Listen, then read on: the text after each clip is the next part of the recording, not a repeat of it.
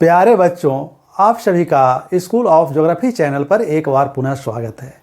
आइए आज हम लोग सामाजिक विज्ञान के अंतर्गत इतिहास में क्लास 6 के चैप्टर 1 का दूसरा भाग देखते हैं।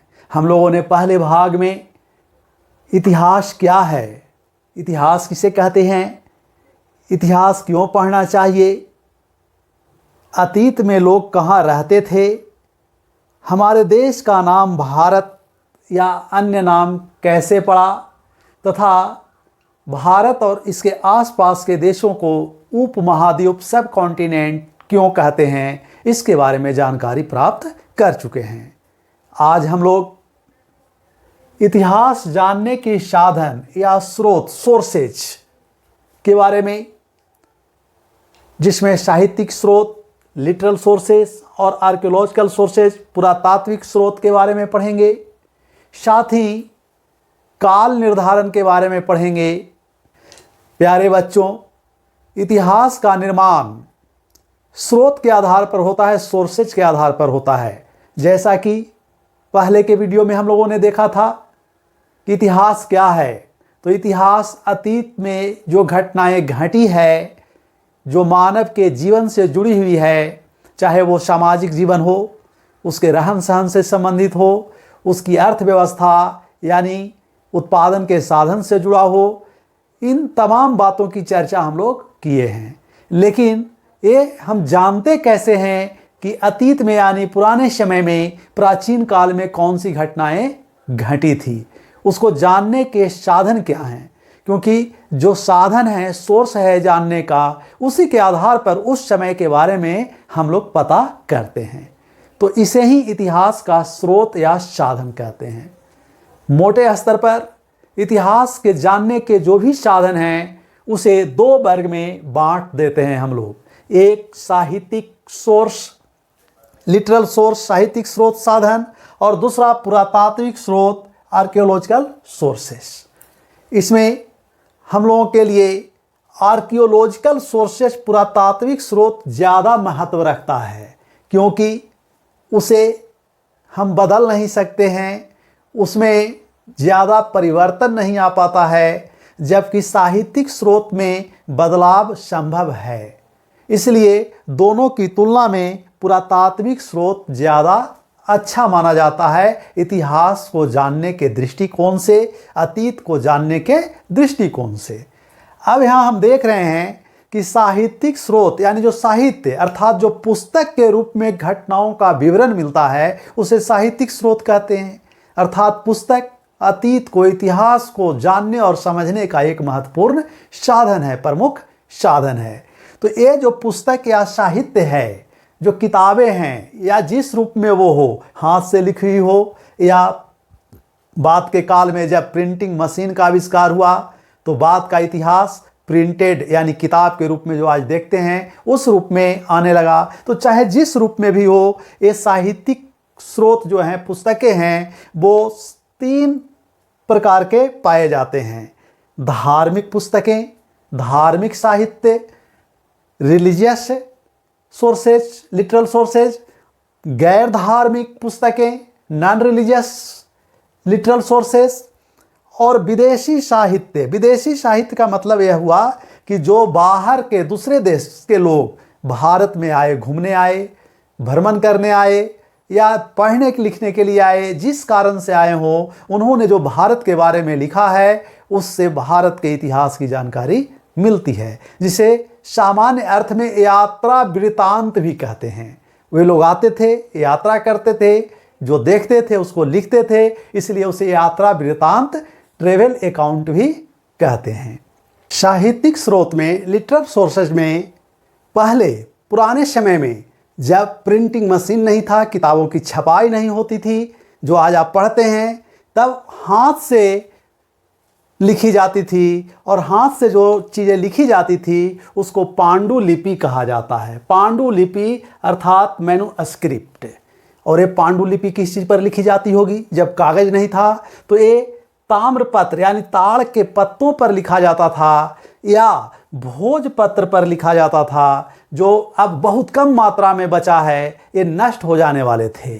भोजपत्र कश्मीर क्षेत्र जो उत्तर भारत में स्थित है, कश्मीर क्षेत्र में एक वृक्ष होता है जिसका नाम है भूर्ज, और इस भूर्ज के पेड़ के छाल को सुखाकर लिखने के लिए कागज की तरह बनाया जाता था जिस पर लिखा जाता था।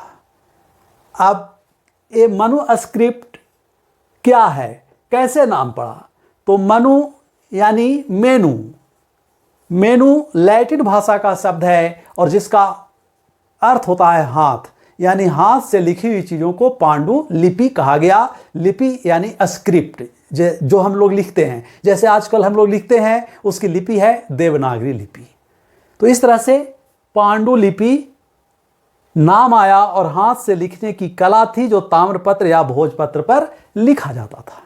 बाद में पुस्तक के रूप में हमारे सामने जो प्रारंभिक स्रोत मिलते हैं, सबसे पुराने स्रोत मिलते हैं, उनमें वेद सबसे महत्वपूर्ण है। वेद, आप लोगों ने नाम सुना होगा वेद का। वेद की संख्या 4 है और ये प्राचीन समय के वैदिक युग की जानकारी का महत्वपूर्ण स्रोत है। वेद, 4 वेद में सबसे पहला वेद है ऋग्वेद। ये सब हम लोग आगे भी पढ़ेंगे इसके बारे में विस्तार से। ऋग्वेद, यजुर्वेद, सामवेद और अथर्ववेद, ये 4 महत्वपूर्ण ग्रंथ है वेद के रूप में, जिससे हमें वैदिक काल की सामाजिक सांस्कृतिक स्थिति, उस समय के लोग क्या उपजाते थे, कैसे रहते थे, उसकी जानकारी मिलती है। ये सबसे प्राचीनतम ग्रंथ भी माना जाता है। तो ये क्या है? ये धार्मिक स्रोत हुआ, चूंकि ये धर्म से संबंधित है। इसी तरह से साहित्यिक स्रोत में, धार्मिक स्रोत में बौद्ध साहित्य से संबंधित, बौद्ध धर्म से संबंधित जो साहित्य है वो बौद्ध साहित्य कहलाता है। तो बौद्ध साहित्य, जैन साहित्य यानी जैन धर्म से संबंधित जो पुस्तकें हैं वो जैन साहित्य कहलाता है, और ये सभी धार्मिक स्रोत हैं। तो इस तरह से वेद, बौद्ध साहित्य, जैन साहित्य से इतिहास की जानकारी मिलती है और ये सभी धार्मिक स्रोत हैं। इसी तरह से उपनिषद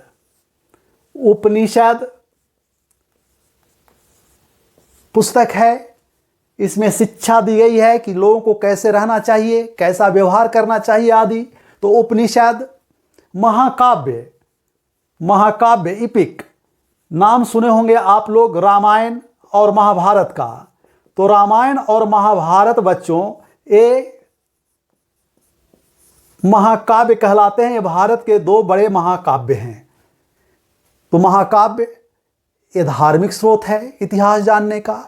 इस तरह से पुराण ग्रंथ है जिससे भी इतिहास की जानकारी मिलती है, और पुराण की कुल संख्या 18 है। जब क्या है?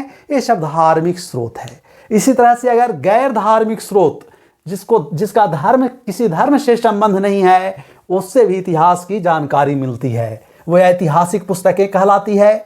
जैसे आप लोगों ने चाणक्य का नाम सुना होगा।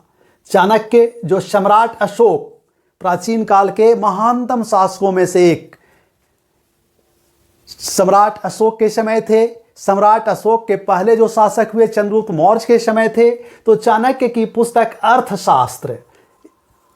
अर्थशास्त्र गैर धार्मिक पुस्तक है इतिहास जानने का। इसकी रचना चाणक्य द्वारा की गई थी। चाणक्य को बच्चों कौटिल्य भी कहते हैं, कौटिल्य के नाम से भी जाने जाते हैं।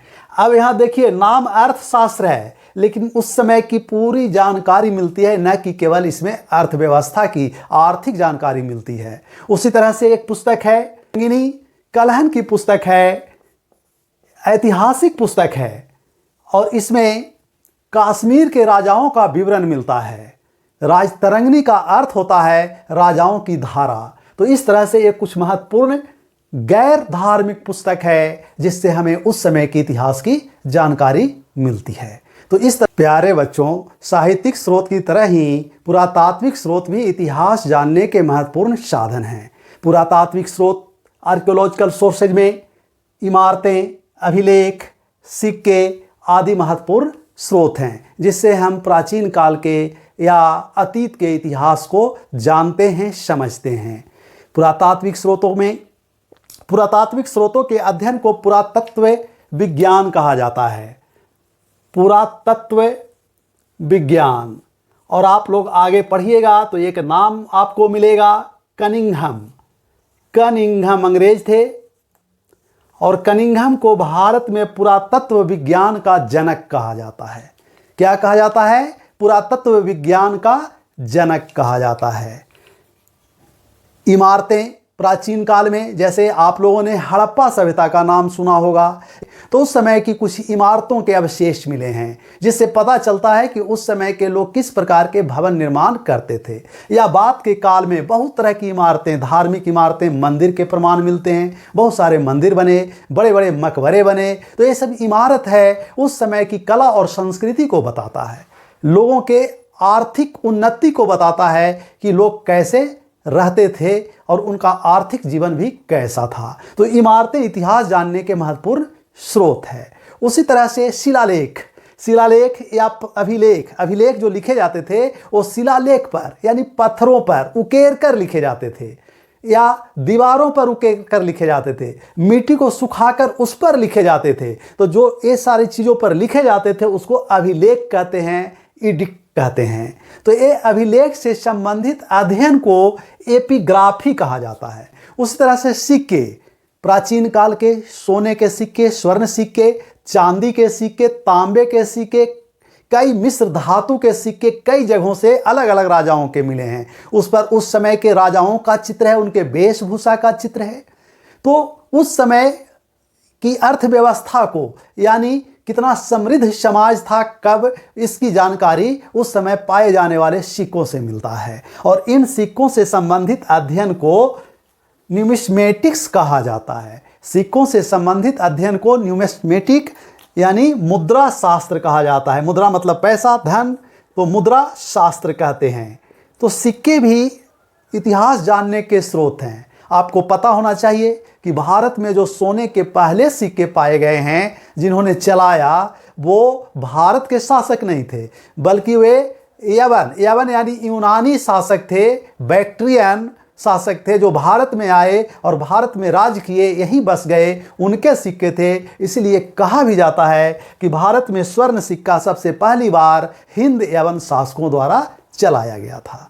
रोम जो यूरोप में अभी के यानी रोमन सिक्के भारत में पुदुचेरी जो एक केंद्र शासित प्रदेश है तमिलनाडु के पास, तमिलनाडु से सटा हुआ, वहाँ से अरिकमेडु, वहाँ एक जगह है, पुरातात्विक जगह है काफ़ी प्रसिद्ध अरिकमेडु, यहाँ से सिक्के मिले हैं। अरिकमेडु से रोमन सिक्के मिले हैं। प्यारे बच्चों, हम लोग इतिहास जानने के साधन स्रोत को जानने के बाद अब इतिहास में काल निर्धारण के बारे में समझेंगे, जानेंगे। क्योंकि इतिहास लगातार और निरंतर चलने वाली धारा है, लेकिन अध्ययन की सुविधा के लिए हम इसे सांस्कृतिक विभाजन के आधार पर या संस्कृतियों में जो परिवर्तन होता है उसके आधार पर, जीवन जीने के जो ढंग में परिवर्तन होते हैं उसके आधार पर अलग अलग कालखंडों में बांटकर अध्ययन करते हैं। सामान्य रूप से इतिहास को हम लोग 3 कालखंड में बांटकर अध्ययन करते हैं, पढ़ते हैं। पहले कालखंड को प्रागैतिहासिक काल, प्री हिस्ट्री कहा जाता है, यानी इतिहास से पहले का काल, प्री मतलब पहले। दूसरे भाग को आध ऐतिहासिक काल, प्रोटो हिस्ट्री कहा जाता है। आध का मतलब होता है कच्चा। यह तो हो गया प्री हिस्ट्री, प्री मतलब पहले, यानी इतिहास जिसको हम कहते हैं उससे पहले का युग। और दूसरा हुआ प्रोटो हिस्ट्री, आध इतिहास, और प्रोटो का मतलब होता है कच्चा, यानी इतिहास बनने की प्रक्रिया में है। और तीसरा है ऐतिहासिक काल, जिसे हिस्टोरिक एज कहते हैं, ऐतिहासिक काल। अब इसका वर्गीकरण कैसे किया गया है, तब इसको अगर हम देखते हैं तो प्रागैतिहासिक काल उस काल को कहते हैं जब जिस काल के इतिहास को जानने का कोई लिखित साधन नहीं मिलता है। अभी हम लोग साहित्यिक स्रोत की बात कर रहे थे, पांडुलिपि की बात कर रहे थे। तो जिस काल के इतिहास को जानने का कोई लिखित साधन नहीं मिलता है उसे प्री हिस्ट्री प्रागैतिहासिक काल कहते हैं। यानी पुरातात्विक स्रोत के आधार पर केवल हम उस समय की जानकारी को ग्रहण करते हैं। जैसे पाषाण युग, स्टोन एज, पाषाण युग, स्टोन एज, इसके बारे में भी हम लोग अगले चैप्टर में पढ़ेंगे। तो स्टोन एज की जानकारी केवल पुरातात्विक स्रोत से मिलता है, लिखित विवरण कुछ नहीं मिलता है, इसलिए पाषाण युग को प्रागैतिहासिक काल में रखते हैं। दूसरा, आधैतिहासिक काल किसको कहेंगे? तो लिखित स्रोत मिल रहे हैं, साक्ष्य मिल रहे हैं उस समय का, लेकिन अभी तक हम उसको पढ़ नहीं पाए हैं, समझ नहीं पाए हैं पढ़कर कि क्या लिखा हुआ है। तो ऐसे काल को कहते हैं आध ऐतिहासिक काल, प्रोटो हिस्ट्री। यानी प्रागैतिहासिक काल में कोई लिखित साक्ष्य नहीं है, आध ऐतिहासिक काल में लिखित साक्ष्य तो मिल गया है लेकिन हम उसे पढ़ नहीं पाए हैं, तो उसे कहते हैं आध ऐतिहासिक काल। जैसे हड़प्पा सभ्यता में लिपि मिल गया है लेकिन हम उसे पढ़ नहीं पाए हैं, इसलिए हड़प्पा सभ्यता का काल आध ऐतिहासिक काल में शामिल होता है। अब तीसरा ऐतिहासिक काल है, अर्थात जिस युग से लिखित विवरण भी मिल रहा है और उसे हम पढ़ भी लिए हैं, पढ़ भी गए हैं, समझ रहे हैं, तो उस समय से ऐतिहासिक काल शुरू हो जाता है।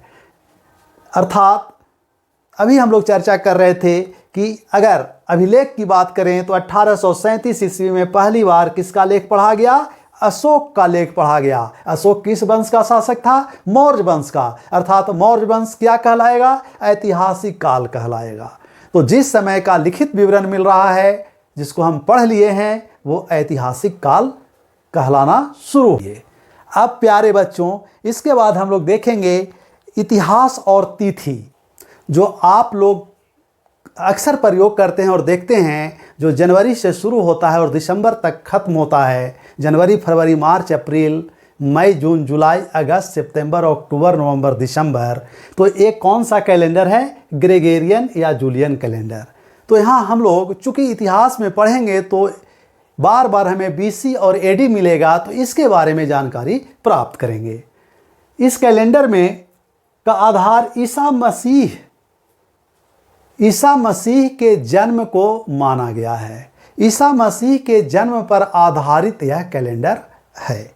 इसमें ईसा मसीह के पहले को BC, before the birth of Jesus Christ, उनके जन्म से पहले, और उनके जन्म के बाद AD कहा जाता है, यानी Anno Domini, in the year of Jesus Christ, यानी ईसा मसीह के पहले और ईसा मसीह के बाद। तो यह जो शुरू होता है 2020-21 ईस्वी जो अभी चल रहा है, 1 ईस्वी से शुरू हुआ, यानी 1 ईस्वी यहाँ हो गया जो बीच में है, और इसके बाद अभी चल रहा है 2021 आगे की ओर, और यहाँ से जब जाएंगे तो ये पीछे की ओर, फिर 1 के बाद -1, 2, 3, 5, 10 पीछे की ओर जाएगा और ये आगे की ओर है।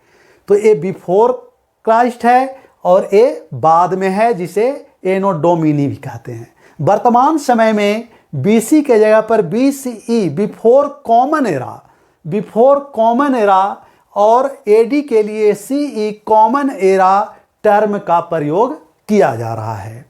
अब इसको थोड़ा और समझते हैं। मान लिया जाए कि कोई घटना ईसा मसीह के जन्म के बाद घटी, जन्म के 1947 ईस्वी बाद घटी, 1947 ईयर बीत जाने के बाद घटी।